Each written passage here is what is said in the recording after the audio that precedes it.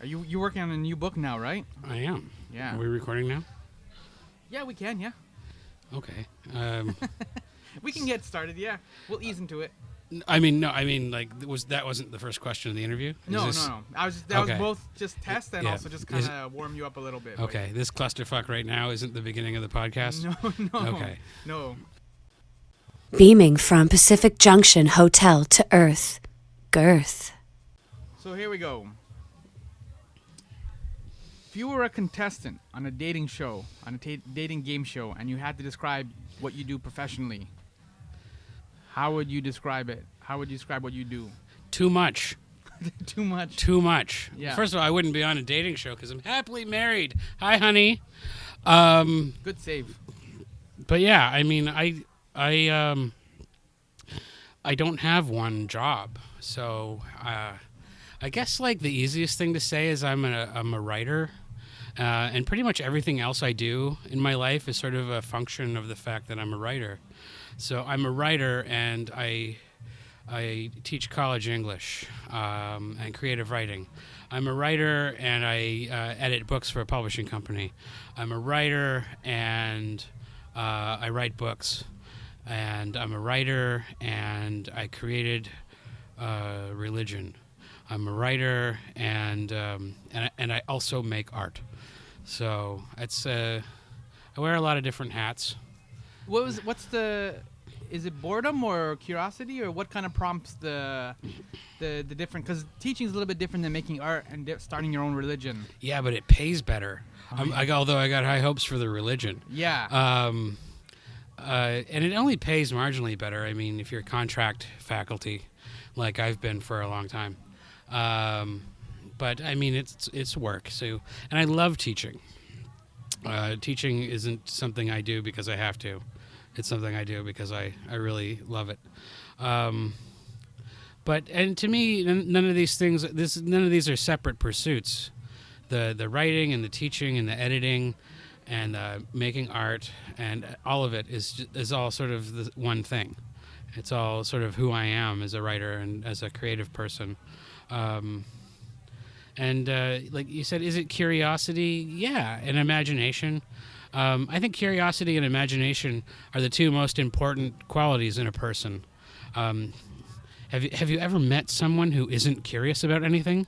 Like they're the most boring people in the world. Like they just, have you seen this film? No. Have you read this book? I don't really want to. Yeah. Like people who aren't curious about the world are just the most boring, horrible people I've ever met. So it's like they've almost given up, or they never started. Yeah. Depending on how bad the situation is. Yeah. So I think curiosity and imagination are important. So I try to live those values. And it's interesting you use the word writer. Why did you choose to use the word writer as opposed to being an artist? Is that too snooty even, or? I'm not opposed to the word artist. I was actually trying to use the word artist, the word writer, as opposed to the word poet, which is, I think, probably what I am primarily. But that word, and I don't have a problem with that word either. But I think it sets people back. Artist. A little bit. Poet. Poet. Sort of people have a preconceived notion of the poet as a snooty person. Yeah. And I don't think I am. Mm-hmm. And I don't think what I make is snooty or not any fun. Yeah. So I don't know. I guess it's a bit of self-censorship, I suppose, or a kind of defense mechanism to avoid the immediate prejudice that I fear in others. But that's a prejudice of my own, isn't it? Yeah. So you've gone full circle in a way. Yeah. In order to avoid some baggage, you work through your own baggage. Exactly. I want to get to the religion, but I want to just first touch upon the fact that you mentioned poetry. How long have you been writing poetry? There's levels. I mean, when I was a kid, I always wrote rhymes and stories and drew pictures, and As a child, I always wanted to be creative in one way or another, whether it was playing with Lego or hammering nails into wood in the shed out back, or writing. Curiosity, imagination. I remember writing song lyrics, and I remember being active that way as a child. I think I started self-consciously writing poetry, probably either in high school. I mean, everyone writes poetry in high school. They make you, right? But without being told to do it in university. I was studying at Western University, and I was an art student there to begin with, and ended up in a creative writing workshop, and sort of things got more and more serious from there. What were some of the earlier topics even? Do you remember what you were exploring, or what kind of set the spark off? It was the same sorts, unrequited love and broken relationships and broken hearts, and the sorts of things that all young men and women write about. The classics, sex and death, the wilderness, sex and death in the wilderness. Yeah. And, things have gotten weirder and more fun since then. Yeah. Don't let it end like this. Tell them I said something. This is one of your last books. And that was my last book. Yeah, and that one dealt with kind of like an apocalyptic type themes and kind of end of the world almost, right? Yeah, there's a lot of apocalyptic themes in that book, and it's sort of like imagining a sort of a literature for the end of the world. That's a good way to put it. Yeah, it's amazing.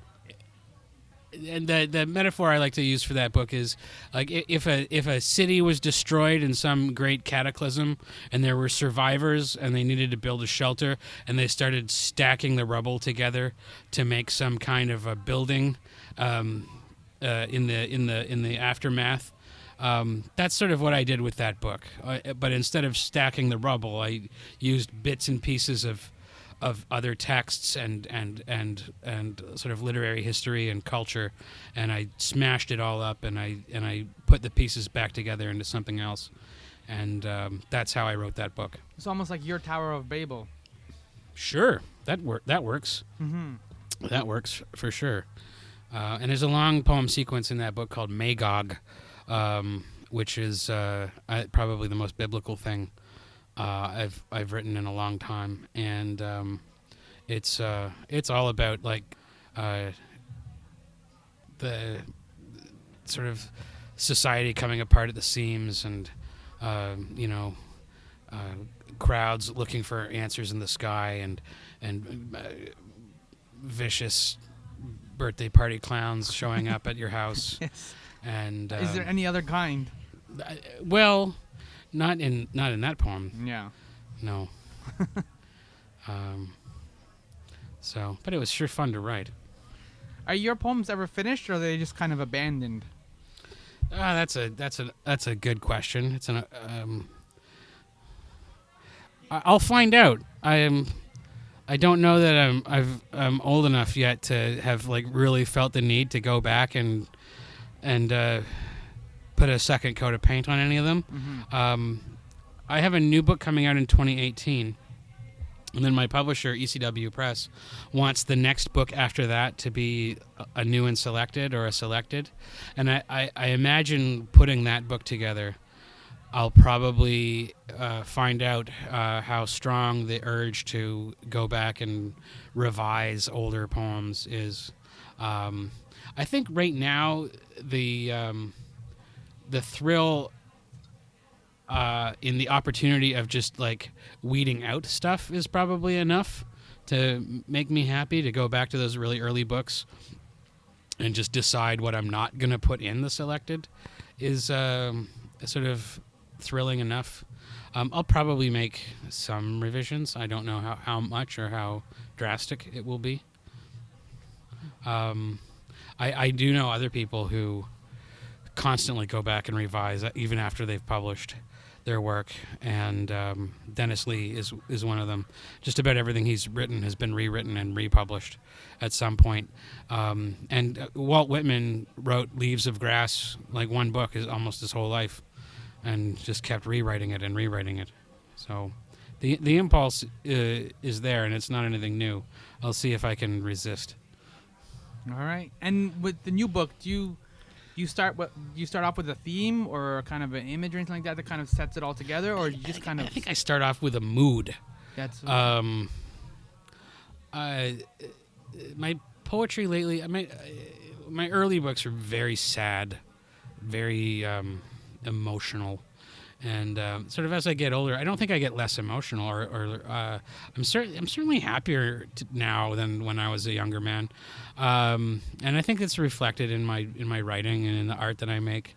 I just, sort of the older I get, just the more I just want to have fun, and that doesn't mean that I still don't write about sort of darker subject matter, like evil clowns, or or murder, or sort of the long dark nights of the soul. Yeah. But there's a new mood, there's a new tone in it that's sort of just a touch of levity, a little bit more weirdness thrown in for fun, and it gives me a thrill to know that I'm still growing as a writer.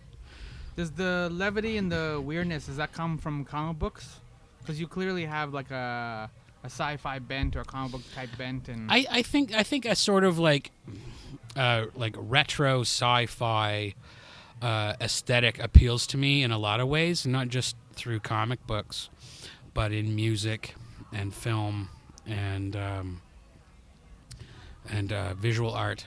yeah. Because when some of your visual art has like laser guns, and they're called laser guns. And Yeah, I've painted or drawn a lot of laser guns, and they're fun to draw. What I like about drawing laser guns and making paintings of laser guns, and the laser guns that I do draw or paint tend to be very obviously toy laser guns.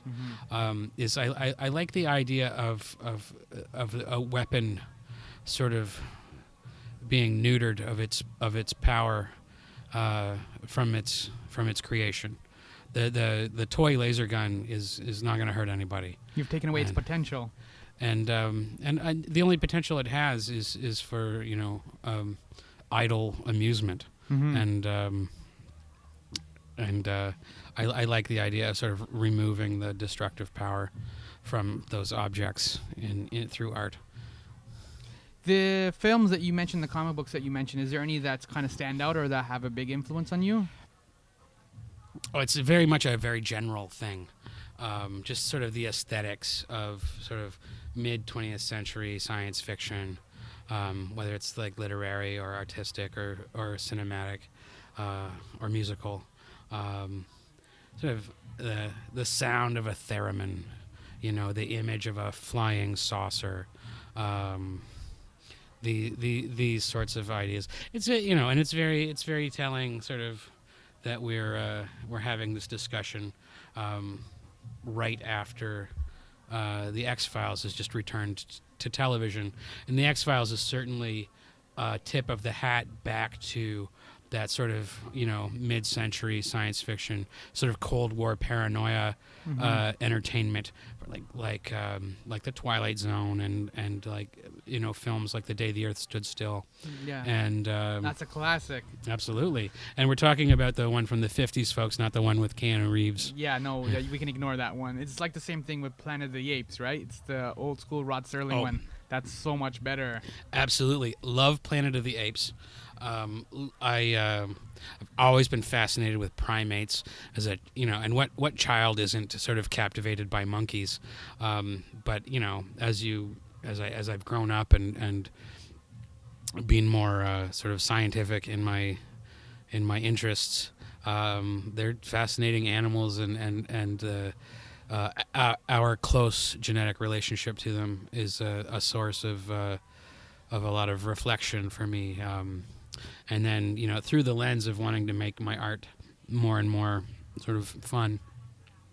Planet of the Apes, in particular, does become an inspiration, and I've made paintings and drawings about characters from Planet of the Apes, sort of mixed in with other kinds of 50s sci-fi kind of stuff, like War of the Worlds, and even Mickey Mouse, and sort of I guess I consider like my visual work to be sort of really inspired by pop art, and there's a pulp tradition too there too. Just something like it's kind of like just the ray guns and that kind of sci-fi too.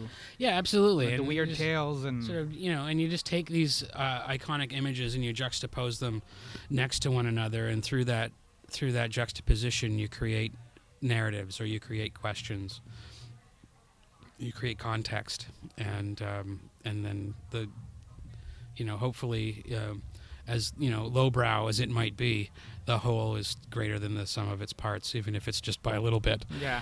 High five for lowbrow. And in terms of the art, we're talking, one of the things you're mentioning is the Mail Art Project. The Mail Art Project. That's right. MAIL. Mail as in the postal service. Yes, not the physical specimen. Not the gender. Gender. So yeah, I do mail art, and basically I make sort of hand-drawn postcards, and if somebody wants one, they can send me $10 to my P.O. box, and we'll put the address up at the end of the podcast. Yeah. And I'll send them a hand-drawn postcard, and you don't know what you're going to get. So like you can't like request like I want King Kong climbing the Empire State Building with a laser gun. Although that's probably, now that I've said it, that's probably what I'm going to do next. Oh, okay. And I'm going to have to put some $10 in the mail then. That sounds awesome. And yeah, so send me $10 in a self-addressed stamped envelope, and and then watch the mailbox at your home, and I'll send you a hand-drawn postcard. It's as simple as that. And this is a project I started. I guess like just a little over a year ago, like Christmas 2014, and it's been fun. I've done about 150 postcards since then. That's amazing. And I'll just keep doing it as long as it's fun. It's still fun, and they've actually the postcards have grown in sort of sophistication. Like to begin with, they were like really quick doodles that took me about 5 minutes, and 5 or 10 minutes, and they were $10. And now some of them take me hours, and I still only charge $10 for them. Yeah. So that's something I'll keep doing. How far have you sent one out? Is it just within Canada, or you've done to the States, or UK, or Australia? They've gone to the States. I think they've only gone to Canada and the States so far, but I'll send them anywhere in the world. All right. You mentioned, too, the whole sci-fi and listening to music, and you mentioned some of the movies, and you mentioned X-Files. Does David Bowie fall into that tradition as well? I'm a big fan of David Bowie. My biggest musical influence would probably be Devo. Oh, okay. And not just Devo as a band, but Devo as a conceptual like art collective is a huge influence on me, and their philosophy of de-evolution, that the world is backsliding into ruin, is devolving through the social sins of greed and stupidity, and which we're seeing now. Which we are seeing the full brunt of in the Republican presidential contest right now. And Devo was right. Devo, and back in the 70s when they were first started reporting on this issue, a lot of people thought they were quacks and thought they were full of it. But we can all we got to do is look around, and we can see the evidence of de-evolution all around us. And so they've been a big influence on me, and they've got a bit of that sort of science fiction aesthetic about them as well. Mutants and the radiation suits and energy domes. The hats, those little cool hats. Those are really neat. Yeah, I keep an energy dome in my writing studio to sort of inspire me. Do you ever wear it too, or just keep it? Sure, yeah. Sometimes I wear it while I'm writing or drawing something. And David Bowie has also been an influence on me. David Bowie is another character who sort of brought science fiction into music. And is there life on Mars? We have to ask the question. And so David Bowie could be right like Devo too eventually. Well, David Bowie is in no small part responsible for Devo getting their first record deal. What's the connection there? An early demo tape of some of Devo's songs found their way into the hands of Iggy Pop. Iggy Pop was close friends with David Bowie at the time, and they would listen to the tape together. And then when Devo came to perform a show in New York City, David Bowie introduced the band to the audience and called them the band of the future, and announced his intention to record their first album in Japan later that year. But then he signed on to do a film, and his schedule wasn't open. So the job fell to Brian Eno, another genius, who ended up recording their first album with them in Germany in, I think it's, the album came out in 1978. So, and that album was called Question, Are We Not Men? Answer, We Are Devo, and it's still a work of genius, a seminal record. Go download it, listen to it right now, pay for it, and always pay your artists. And the B-52s had a little bit of that sci-fi edge to them. And here in Canada, we had Nash the Slash. Yeah. Who sadly passed away in 2014. And folks, if you don't know Nash the Slash, yeah, you have to describe this. Nash the Slash is a rock and roll mummy. He comes out on stage wearing his face bandaged up with sunglasses over top and a top hat usually, and he plays the electric mandolin and the electric violin, and his songs and his records are a mishmash of sort of sci-fi themes and hard rock and prog rock sounds, and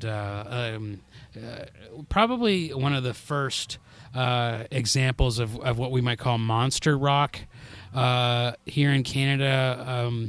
But it, not quite the same kind of thing as Alice Cooper, or even Rob Zombie. It definitely a little more sophisticated than that, and kind of an example of de-evolution in his own right, an absolute genius. So, folks, if you don't know Nash the Slash, he's a Canadian treasure. Get yourself to a used record store, pick up some vinyl, get onto iTunes, and I know that a whole bunch of Nash the Slash's early records have just been re-released on vinyl and iTunes, and no one's paying me to plug this. I'm just telling you because I believe in it. Get yourself some Nash the Slash. Get the album Thrash from 1999. Go way back to the 80s and get a live album called The Hammersmith Holocaust. Yeah. It is a thing of beauty, and that's certainly been an influence on me as well. I saw him like on TV. It must have been CBC or Much Music, whatever it was back in the day. And as a small child, I was just blown away because it's like he reminded me of like the Invisible Man, right? Sure, yeah. He looks like the Invisible Man with the sunglasses and the bandages. Yeah, and the top hat and all that. Yeah. And it was just, I was just like, I don't know what this is, but I'm in. This guy's gonna take me some. Yeah, and he doesn't play. There's no guitars. No guitars on Nash the Slash records. And it's all electric mandolin or electric violin. And of course synthesizers and drums and everything else, but no guitars. And if you like Nash the Slash's music, you can go a little bit deeper, because he was in a Canadian prog rock band even earlier than that, before he went solo, called FM. And FM released a couple of albums with Nash the Slash, and then went on to release a few albums after Nash went solo. Those records are worth giving a listen to. FM is to Nash the Slash as Hawkwind is to Lemmy. Nice. That's a good. There you go. That works. If I can offer that as an analogy, I think it works pretty well. Look at you giving out all kinds of homework too. You are in like classic teacher mode, right? Like just go home and take your Devo, go home and sit down with your Nash the Slash. Yeah, I'm all about giving homework. This is good homework, though. Yeah, maybe on a future episode of this podcast, we'll have a test. Yeah, and then there's like a pop quiz or something like that. We'll bring in some listeners and give them marks. Oh, I like this. Yeah, we'll put them on the hot seat. When you're teaching poetry and writing, is there a particular point or kind of a focus that you have? Like just one major takeaway, one major lesson that you want them to leave that with the class, no matter what? In practical terms, it's revision. You gotta, everything that's worth doing is a lot of hard work. And a perfect piece of writing that comes out perfect, like the first time you do it, that is as rare as a potato chip shaped like Abraham Lincoln. But still pretty cool. Yeah, but it doesn't happen a whole lot, and mostly you got to do a lot of work. So that's the practical lesson.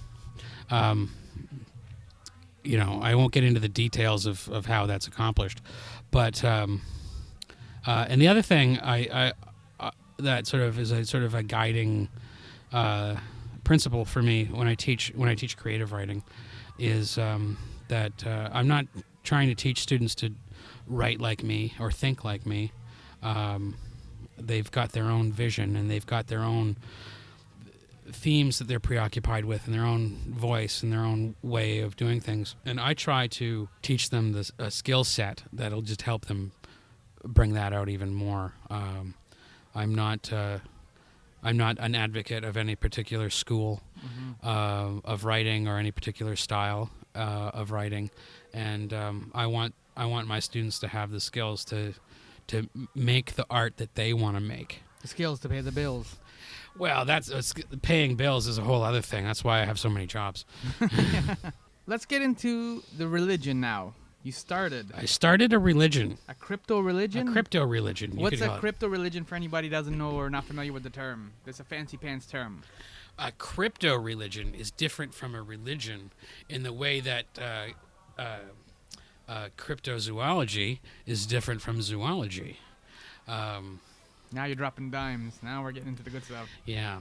I don't know what crypto religion. It just sounds good. Yeah, I know. A crypto, it's satire, because a crypto religion would be a religion for which there is not enough evidence to support its validity, right? But that's every religion. So so by calling it a crypto religion, I'm drawing attention to that fact, and it's a bit of satire or culture jamming or whatever you might want to call it. And what do you call this new religion? Hit it. This is the Holy Order of the Sasquatch. Sasquatch is a thing that people think they saw that, but they don't have any proof. It seems to me the perfect sort of allegorical figure to build a satirical religion around, and of course this is inspired by other satirical religions that exist, like Pastafarianism, the worship of the flying spaghetti monster, or Discordianism, the very intellectual and tongue-in-cheek worship of Eris, the goddess of discord, or the Church of the Subgenius, which borrows from a lot of those mid-century science fiction, sort of apocalyptic kinds of themes, and builds a religion around sort of exceptionalism for weird people. And I've been a card-carrying member of that for about 20 years now. And so I was a member of the religion or weird? Of the Church of the Subgenius. And so I was sort of inspired by all these various things, and I just wanted to give that a try. I saw these things as an art form. That religion is the medium, and you can make art in that medium, and it's been done before. Why not add one more? Yeah, one of the teachers you have for it is cherish your figments, which is kind of like a thing left over, I guess, from some of the writing and some of the things you kind of trim away too, right? As you kind of do the editing. Yeah, cherish your figments means a figment is just that, like something you imagined in a split second, and you cherish those, because those things that you imagine are what make you unique and that help you navigate through the world, which is a bit of a positive message. And as satirical as it is, I wanted to include a kind of message and a sort of a mood or a tone of positivity in this, because some of the other ones are very sardonic and saying Bigfoot kind of stuff, and things like the Church of the Subgenius and Pastafarianism are really about mocking something. And I thought, well, you can, if you mock something, what are you left with? And just the mockery. And there's a place in the world for that. But what if we mocked something and then offered something positive at the same time? I don't know if that's possible, but I'm willing to give it a try. So, yeah, cherish your figments. Whatever it is that you think you saw, and that makes you. And but maybe that's just another layer of satire. I'm not gonna tell. All right, I have something for you, because it's obviously your the Saint Bigfoot. That's the big figure symbol of your religion. And so a couple of years ago, actually, a friend of mine, DC, and we started up a T-shirt company, and we actually used the Sasquatch as our logo. Oh, cool. So it's a T-shirt here. Sup, cuz? Hey, this is a Sup Cuz T-shirt. Yeah. This is a bright canary yellow T-shirt for those of you watching at home on the radio. Yeah. It's got a black Sasquatch. Extra fuzzy too. We made extra. He's sort of soft and woolly, like the Snuggle fabric softener bear. Oh yeah, that's a good way to put it. Yeah. And the face is very ape-like, and then superimposed over this Sasquatch. And the Sasquatch is in a classic pose from the Patterson Gimlin film there, with the one arm out front, That's one arm right. out back, and the words "Sup Cuz" are superimposed in a kind of comic book script in blue lettering over top. It's fetching. Thank you. It's There you fetching. go. Thank you very much, I Sammy. figure that your religion get together at all, or is it all just do it yourself? Or Oh, we've got sort of right now. We're just in our infancy. We've just got started, and this is a new movement. Started shortly after New Year's in 2016, so it's brand new. We got a few members in Toronto. We got members sort of Toronto, Florida, California, and up in Vancouver. Oh, you got Florida and California. Those are key. Sort of the four corners of North America, and now we're starting to sort of shade in the rest of the puzzle, as it were, as more and more people sign up. And are you expecting to build any sort of like holidays or any traditions as you kind of develop? There's a few sort of Kickstarters going around, looking to make certain days sort of National Sasquatch Day in various jurisdictions, and I think we'll probably just piggyback on those rather than try and. If somebody wants something to be National Sasquatch Day, we're sure as hell willing to just go with it, and we'll call that the holiday. That works. And so any reason to celebrate. Yeah. But the Holy Order of the Sasquatch is also compatible with any of the world's other major religions. You don't have to choose just one. So Your faith can be all inclusive. yeah, exactly. So you can be a member of the Holy Order of the Sasquatch and still celebrate, Hanukkah or Christmas or or whatever it is that And you can still eat meat. Yeah, you can. Yeah, there's no scientific proof, Sammy, that Sasquatch are vegetarian. So. Oh snap! I never realized it. Yeah. Absolutely, you can still eat meat. Yeah. And if anyone wants to know more about the Holy Order of the Sasquatch, visit our website at www.saintbigfoot.com, and there will be a little bit of information there about the order and about how you can become a knight of the Holy Order of the Sasquatch. And if you want to become a knight, the membership package costs $14.99 Canadian, and there's a link there that'll take you to our shop. And the membership package comes with your membership card that bears the oath of the order, and you can write your name in. And now you. Once you recite the order and fill your name in on the card, you're a knight, and you're just like that. Just like that, and you are entitled to use the title Sir or Dame, and the post-nominal letters KHS, Knight of the Holy Order of the Sasquatch. That's amazing. Yes, absolutely, you're entitled to do it. And the membership package also comes with a sew-on patch, which features the icon of Saint Bigfoot. And it also comes with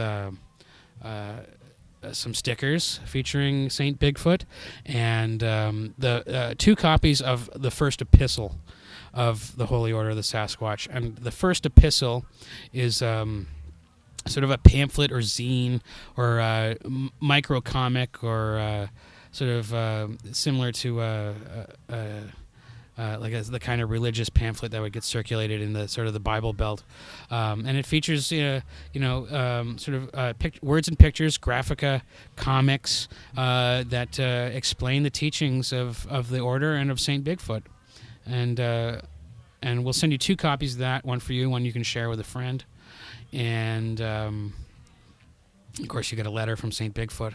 That's key and too. That's key, and there's other stuff you can find on our website. You can find out about we have how to get more patches and stickers if you want, or how to get more copies of the first epistle. The second epistle is in the works; it's coming soon. 3rd and 4th, and so on will follow, and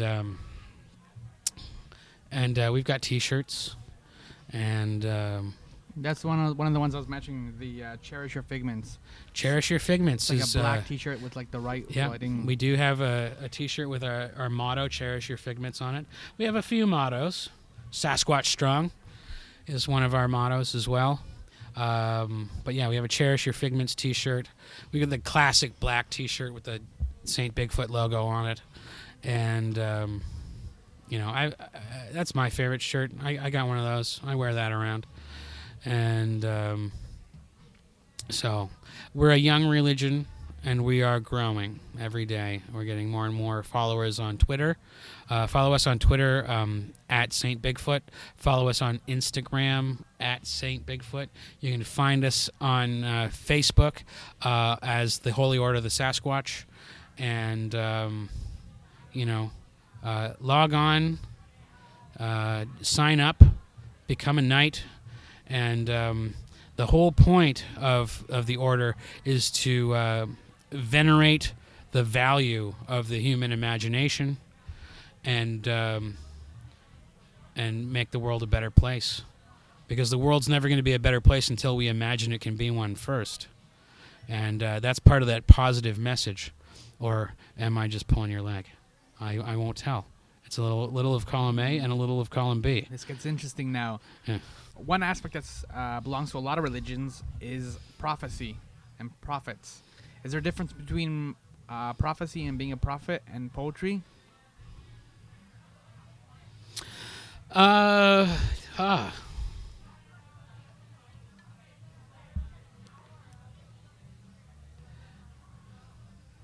It's probably a matter of degrees. I'll say that I'm more interested in observation than prediction. I won't predict that that the world's going to end, but I can observe that things are getting pretty awful. Yeah, I think there's a scale. There's a sliding scale between observation and prediction, and at one end is the poet, the artist, the observer, and at the other end is the prophet, the soothsayer, the visionary, the predictor. Like as you said earlier that my latest book has that apocalyptic bent to it. Is it a prediction? I think it's a warning. It's cautionary rather than prophetic. Do people listen to warnings though, or do they? Bridge might be icy and they just kind of. It's poetry, buddy. There's nobody listening. That's not true. My books have sold in the hundreds. Look at that! Give me a high five. Yeah. The hundreds. There's hundreds of copies of my books out there in the world.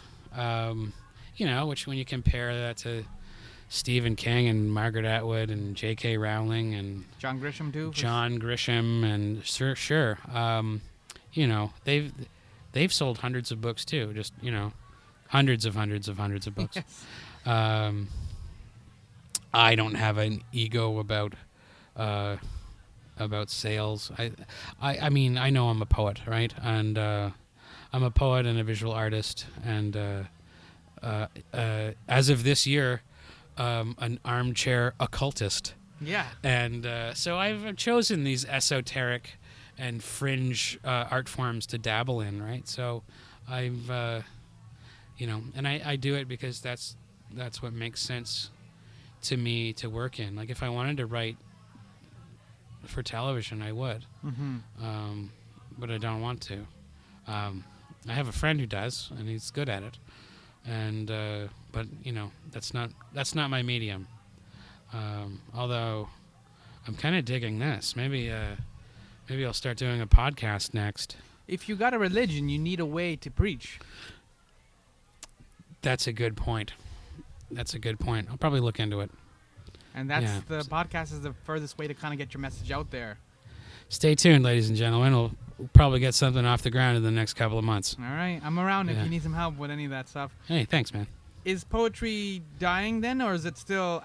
Nope. Poetry's more popular than it's ever been. Poetry's been dying for centuries. Yeah. Right? Everything's been dying. And it's not going anywhere. If anything, poetry is more popular than it's ever been. And if the reason why I'm not getting rich doing it is because there's so many people doing it, and that's that attests to its popularity. Lots of people play soccer, and they're not David Beckham. They don't live in mansions and marry rock stars. So it's kind of sad, eh? I know. And there's lots of people who, write poetry and publish books, and they're not Rod McEwen. And they don't want to be. No offense to Rod McEwen. If you don't know who he is, look him up. And so I don't know. Yeah, poetry's not dying. It's not dead. It's more popular than ever. There's more people doing it. There's more classes and programs and workshops you can sign up for to learn how to do it better. And poetry's dying in the same way that playing the piano is dying, or that flying a kite is dying. Well, maybe that's dying. Maybe that is dying. Maybe people don't fly kites like they used to. It's drones now. Yeah. Yeah, wouldn't that be weird? Like when I was a kid, you go down to the park in the spring, and everyone would be flying kites. And you go down there now, and they probably all got like RC controls in their hands, and they're flying little drones around instead of kites. Dog fights. Yeah, I don't know. That just makes me want to fly a kite more, right? Because I'm always attracted to the more esoteric thing. Yeah, I think I'm gonna get a kite this spring. That's what I'm gonna do. It's like an act of defiance. And it's fun, And if it crashes into the ground, you're not out $500 or whatever it is. But it's the hope again that it can go fly again. That you've just exactly. Like, oh, tape you it know all what? up And here's another thing. It's really easy to make your own kite with just stuff you've got around the house. All it takes is about 20 minutes, and you can make a kite if you know what you're doing. And they're dirt cheap, and they're fun. That would be an interesting gathering for your religion to have like a kite flying. A kite flying instead of day. like a Sunday morning or whatever, like a regular church thing. That if you just had a whole bunch of like people flying a kites in a park. Well, one of the first tenets of the Holy Order of the Sasquatch is that you can believe what you want, and I suppose that means you can worship the way you want too. So if you want to venerate the human imagination through the glory of Saint Bigfoot by flying a kite, have at it, and just make sure you send us that $14.99. I like this do-it-yourself religion. DIY spirituality. Believe what you want. Become your imaginary self. Make the world a better place. It's amazing. When I asked about Poetry Dying, you actually have an imprint, and you got 3 books coming out. Yeah, with 3 different writers. I have my own publishing imprint. It's called Buck Rider Books, and it's published by Woolsack and Wind Publishers here in Canada. And right now I'm releasing 3 books a season. That's spring and fall through my imprint. So this spring coming up, we've got a novel by Susan Purley called Death Valley. Oh, this book is going to blow people's minds. It's a revenge story. It's a road story. It's a revenge road novel through the Nevada test site in the Southwest. It sounds amazing. And one of the characters, the main character, is a legendary war photographer. Her husband is a famous novelist, and their best friend is a semi-retired CIA spy. And they're looking for someone who has done Vivian, the photographer, wrong in the past, and they're going to force a reckoning out in the desert. And, while this is going on, the government conducts a nuclear bomb test that they didn't know was going to happen, and they're stuck out in the desert, and they're irradiated. And folks, that's not even the climax of the story. That's one of the inciting incidents that propels the plot forward. I can't even tell you what happens after that. You're going to have to get the book. It's Death Valley by Susan Purley, coming out this May from Buck Rider Books through Woolsack and Wind Publishers. And in addition to that, we've got 2 collections of poetry coming out this spring. One is called Kids in Triage by Kilby Smith McGregor. It's her first book. Kilby won the Bronwyn Wallace Award for Emerging Writers about 5 years ago, and she's been working on this book ever since. It's finally ready to come out, and it's an amazing first collection. It's so seasoned and so polished. It's hard to believe that it's a first book. But Kilby's somebody who's been working on her writing for a long time and would rather get it right than get it fast. And that's important. I think it's good advice for anybody. And making art isn't a race. And I think people are going to be really impressed with this book. And the other collection of poetry that we're putting out this spring is called A Sparrow Came Down Resplendent by Stuart Ross. And Stuart Ross is a poet that's been on the scene for a long, long time. And he's really beloved and respected by a lot of people, and is an experienced teacher and sort of conductor of creative writing workshops himself.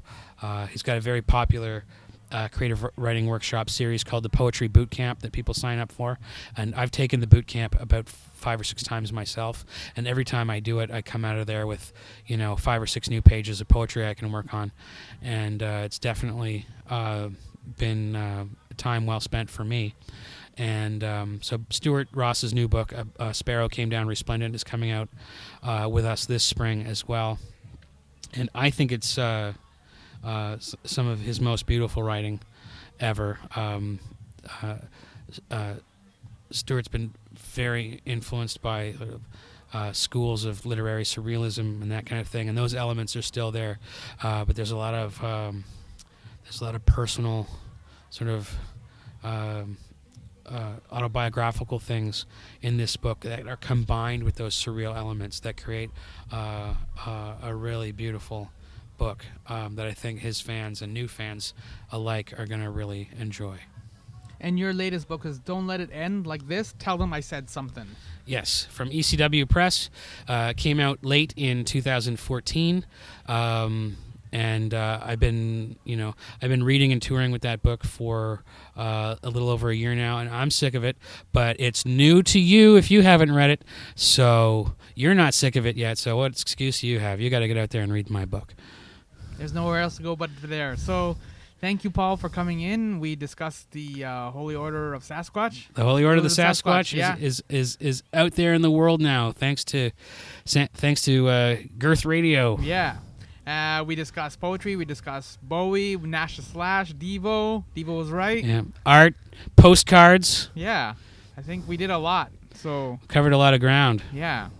We'll have to have you come back when the new poetry book comes out. I'd love to come back, and Sammy. Then we'll see what kind of themes and things you got, what kind of moods you're in. Yeah, who knows? I'll probably have 4 or 5 different art projects on the go too. Excellent. More art. Absolutely.